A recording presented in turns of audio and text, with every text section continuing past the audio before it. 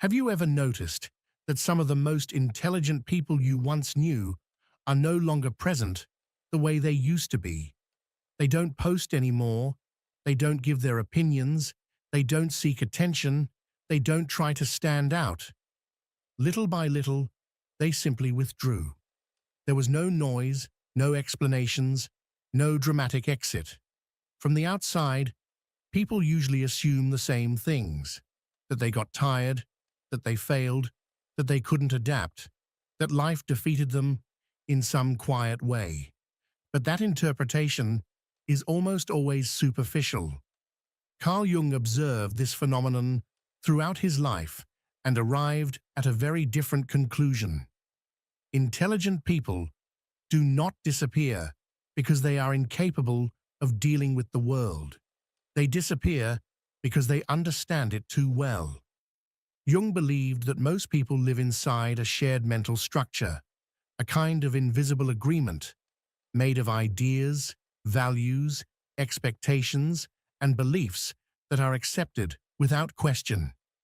This structure defines what success looks like, what it means to be normal, what is expected from you at every stage of life. Most people never stop to ask where these ideas come from. They simply live inside them, and by doing so, they help society continue functioning smoothly. But not every mind fits comfortably inside that structure. Some people begin to notice things that others overlook. They start to see contradictions, repetitions, and patterns that appear again and again in human behavior, in social rules, in collective beliefs. This doesn't come from rebellion or a desire to feel superior. It happens because their way of thinking does not stop at the surface. They naturally go deeper, questioning not only what is said, but why it is said, who benefits from it, and what remains unspoken. And once you start seeing these layers, you can't unsee them. That is where the conflict begins.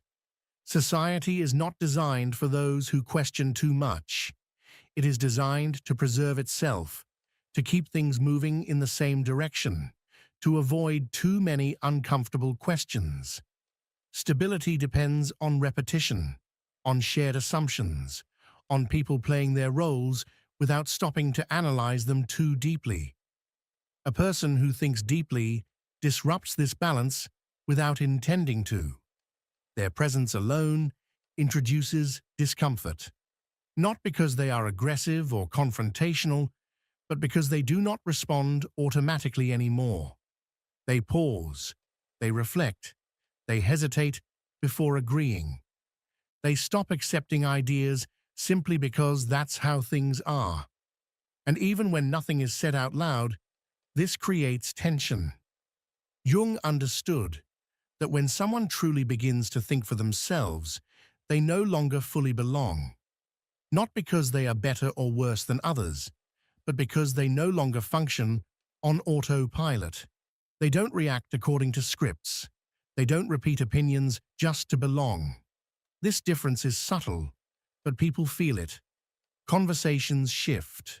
Silences grow longer. There is a sense that something doesn't quite fit, even if no one can explain why. At first, the intelligent person tries to adapt. They learn to measure their words, to soften their ideas, to avoid going too deep. They simplify their thoughts so conversations can move forward without friction. They tell themselves that not everything needs to be explained, that not everyone wants to hear certain truths, that it's better to let things slide. They become skilled at translating complex insights into harmless phrases, at hiding depth behind casual remarks. But this constant effort slowly becomes exhausting. Every conversation turns into an act of adjustment. Every social space demands that you shrink your inner world to avoid making others uncomfortable. You begin to speak less, not because you have nothing to say, but because saying what you truly see requires an energy that few people seem willing to receive. You notice that genuine curiosity is rare, that most exchanges are about confirmation, not exploration. This realization doesn't hurt all at once. It accumulates quietly. Over time, the intelligent person starts to withdraw, not out of arrogance or bitterness, but out of self-preservation. Silence becomes less draining than constant explanation. Solitude feels more honest than shallow connection. Jung would say, this is the psyche protecting itself. When the external world offers little resonance, the mind naturally turns inward. Reflection replaces expression. Observation replaces participation. From the outside, this withdrawal looks like disappearance. But internally, something else is happening. The person is not empty.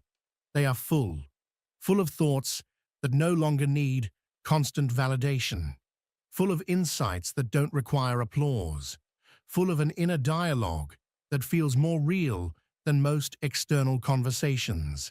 They are not running away from the world. They are stepping back to see it more clearly. Jung believed that individuation, the process of becoming who you truly are, often requires separation, not isolation for its own sake, but distance from collective noise. As a person becomes more conscious, they naturally move away from environments that demand unconscious participation. This is not a failure. It is a transformation. But because society values visibility, productivity, and constant expression, this inner shift is often misunderstood. So when intelligent people seem to vanish, it is rarely because they lost. More often, it is because they saw too much, understood too deeply, and chose a different relationship with the world. They stopped trying to explain themselves to those who weren't listening. They stopped performing clarity for confusion. They didn't disappear. They simply moved to a place where their mind could breathe. Jung observed that over time, something very clear tends to happen. The person does not explode, does not argue, does not confront. Instead, they slowly begin to withdraw. First, they choose silence, then distance, and later solitude, not as a form of punishment toward others, but as a form of relief for themselves. From the outside, this process is often misunderstood. People say the person isolated themselves, that they became strange, that they failed to integrate, that something in them broke or went wrong. But Jung saw it in a very different way, far removed from those superficial judgments. For him, this withdrawal is a logical response when the environment constantly demands that you reduce yourself in order to belong. Many people feel this impulse without knowing how to explain it. They begin to feel uncomfortable in gatherings that once felt normal, exhausted after conversations that seem simple, disconnected from spaces where they used to participate naturally. They start asking themselves if something is wrong with them, if they are becoming antisocial, if they are losing their ability to connect. But Jung would say that this is not a failure at all. He would say that when a mind stops tolerating constant superficiality, it is not collapsing, it is protecting itself. It is seeking an environment where it does not have to distort itself in order to exist. And this distinction matters deeply. Disappearing does not always mean running away. Sometimes it means no longer exposing yourself to dynamics that drain you, no longer explaining yourself to people who have no real interest in understanding, no longer pretending enthusiasm where there is none. It means conserving energy, clarity, and inner coherence.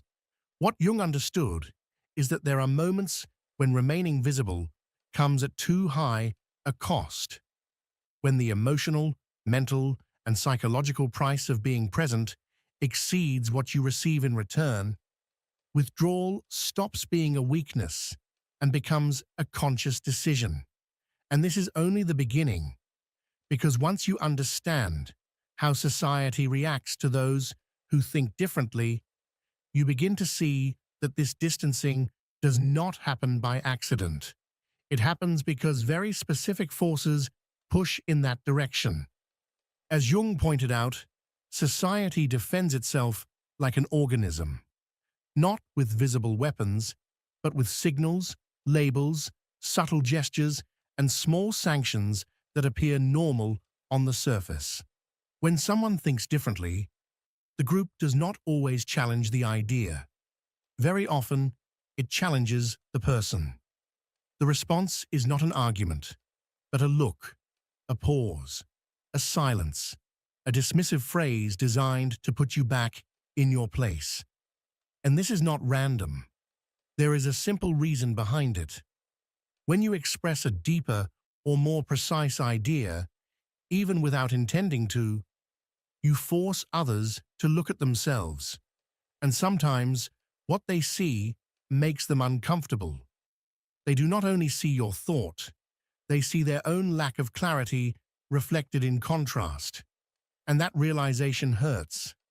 Jung explained that human beings struggle to tolerate feelings of inferiority, especially when that inferiority is not physical or economic, but mental. In that realm, there are no external excuses. The impact goes straight to the ego. This is why something that seems irrational often happens. People can admire strength, power, or wealth without much resistance. But when they encounter someone who thinks more clearly, more deeply, or more independently, a different reaction is triggered. A sense of threat appears, not a real threat, but one that feels real on an emotional level. And when someone feels threatened, they do not seek to learn. They seek to protect themselves. Sometimes that protection takes the form of attack. Sometimes it appears as ridicule, dismissal, minimization, or quiet exclusion. Other times it looks like indifference, as if nothing was heard at all. These are psychological defenses, not intellectual responses. And over time, the person who thinks differently begins to sense this pattern. They realize that every attempt to speak honestly costs them energy, creates friction, or invites subtle punishment. Eventually, retreat becomes the most rational option. From this perspective, solitude is not a rejection of humanity, but a refinement of contact. It is not hatred of others, but loyalty to oneself.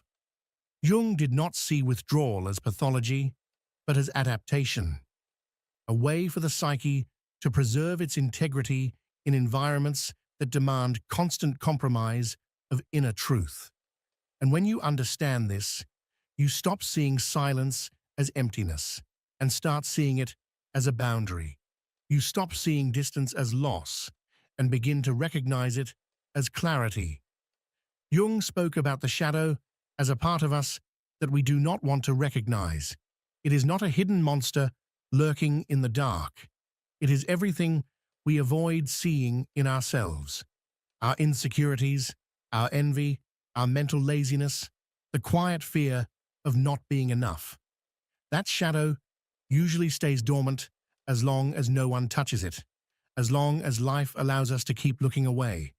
But a lucid person can awaken it simply by existing, without saying a single word, without any intention of provoking it. And then something very common happens. Instead of accepting the discomfort, many people push it outward and place it on you. Suddenly, you become the problem.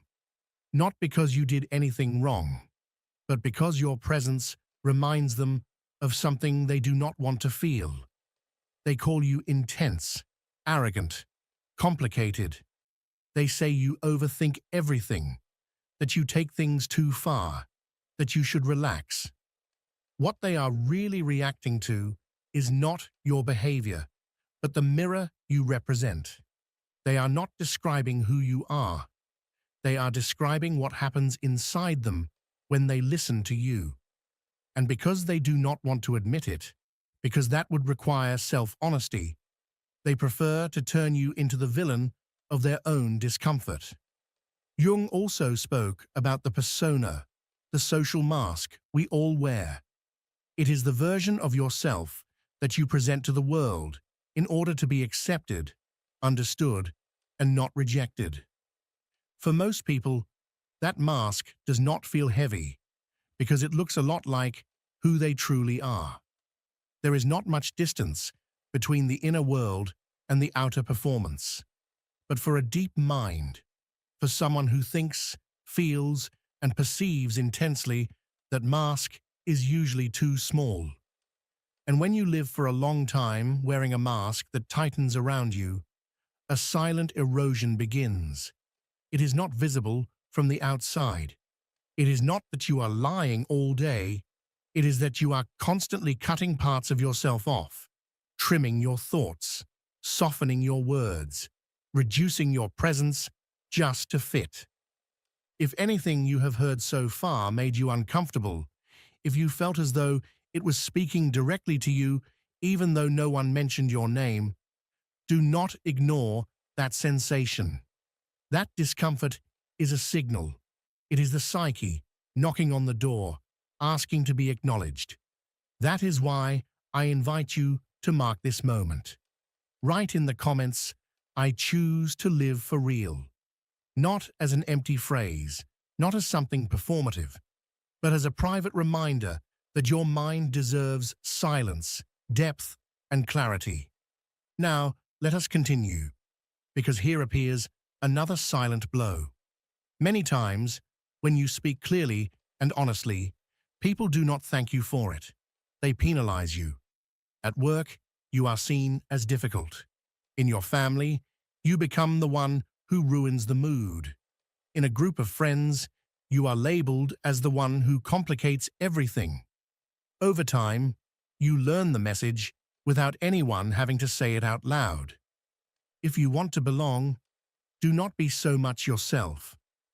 And this creates a psychological trap, because if you speak with honesty, you are isolated, and if you remain silent, you feel emptied from the inside.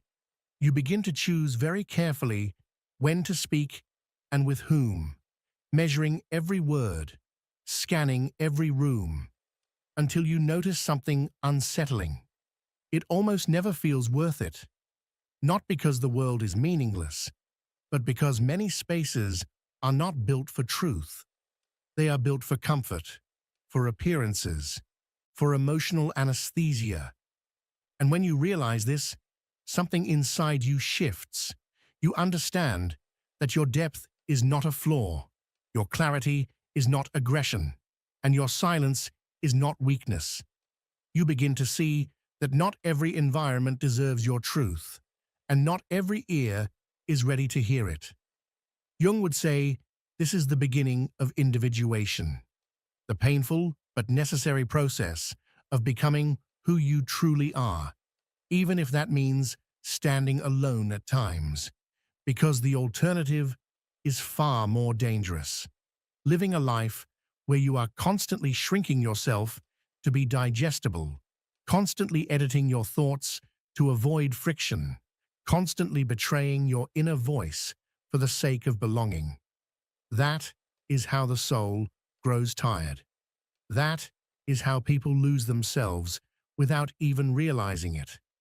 And the tragedy is that the world does not become more peaceful when you disappear into the mask. It simply becomes quieter, flatter, less alive. So if you have felt misunderstood, labeled or pushed aside for being too honest, too deep, or too aware, understand this. The discomfort you provoke is often not about you. It is about what you awaken in others. And while that may cost you superficial acceptance, it brings you something far more valuable in return. Integrity, inner coherence, and the quiet certainty that you are not living a borrowed life, but your own. Jung understood this as a collision between two fundamental needs. Society needs order. The awakened mind needs meaning. And when order is sustained through cliches, inherited opinions, and conversations that go nowhere, the deeper mind notices quickly. It begins to see that many people are not truly thinking. They are repeating. They are not listening. They are simply waiting for their turn to say what they have always said. And when you can already predict the response before it happens, something inside you slowly switches off. That is when you begin to understand why almost no one talks openly about these forces. Because to recognize them would mean admitting that many relationships function through tacit agreement, not through truth. It would mean admitting that the group does not always protect what is best, it protects what is familiar. And the one who breaks that familiarity, even if they do so honestly, becomes an inconvenience. At that point, disappearance stops looking like a mystery and starts looking like a logical exit. But this is not the end of the story. Jung did not only explain why you are pushed to withdraw, he also explained what happens when you do it consciously, and why that is where real change begins. That change does not look like what people imagine. It is not a romantic escape, not an act of pride, not a tantrum. For Jung, withdrawing consciously is something far more serious. It is realizing that if you continue living only to fit in, you will eventually lose yourself. And losing yourself does not happen suddenly. It happens slowly, as you get used to living with a reduced version of who you are. Jung called individuation the process of becoming who you truly are. It is not about becoming special or feeling superior. It is about no longer living on borrowed ground. It is about stopping the habit of thinking with inherited ideas simply because they are comfortable. It is about daring to look at your life honestly and asking yourself whether what you are doing actually makes sense to you, or whether you are doing it only to avoid being left out. Here is the uncomfortable point. Society often confuses adaptation with health, but Jung warned that adapting to an environment that demands your self-betrayal is not being well, it is surviving. And many people survive like this for years. They work, they socialize, they give opinions, they repeat. From the outside, they look normal. On the inside, they feel empty, restless, dimmed. The intelligent mind detects that lie earlier, and that is why its withdrawal happens sooner. When such a person steps away, the first thing that appears is silence. And silence is frightening at first because there are no distractions there. There are no conversations to cover what you think. There are no social routines to numb you. You are left face to face with yourself. Jung would say, this is the most delicate moment precisely because it is the most truthful one. In that silence, questions begin to surface that you pushed aside for years. What do you want? What do you value? What are you avoiding? Which part of yourself have you been hiding so you would not disturb others? That is why conscious solitude is not immediate comfort for most people. It is inner work. It is organizing the mind. It is recognizing your own self-deceptions.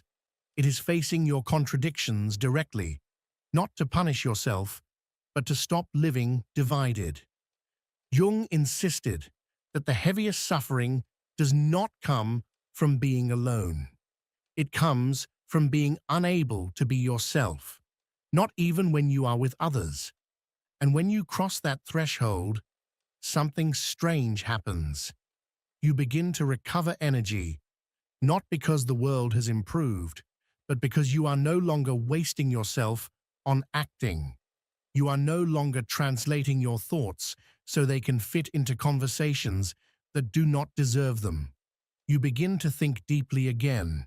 And when that depth returns, it does not feel like euphoria. it feels like clarity. At that point, you understand why so many great minds produce their best work away from noise. Not because they hated people, but because they needed a space where thought could breathe. Jung lived this himself when he withdrew to work on what truly mattered to him, without asking permission, without negotiating his vision, without shrinking it to be accepted. But the conclusion is not simply disappear from everything. Jung did not preach isolation as a doctrine. What he said was more uncomfortable and far more useful. He said you must choose carefully where you give your energy, because your energy is your life. If you spend it maintaining a mask, in the end, there is nothing left for what is essential. And what is essential is not always visible from the outside. Sometimes it is an idea you are still forming, a work no one applauds yet, a version of yourself that has not been born. That is why, when an intelligent person disappears, they may not be fading away. They may be stopping the performance. They may be leaving a place where they cannot grow. And perhaps, for the first time in a long while, they are beginning to live from the inside. The real question is not why some people disappear. The real question is how many people remain present, visible, and accepted, while inside they disappeared years ago. And if you feel that exhaustion that sleep does not fix, maybe you do not need more noise. Maybe you need truth. And truth almost always begins in silence.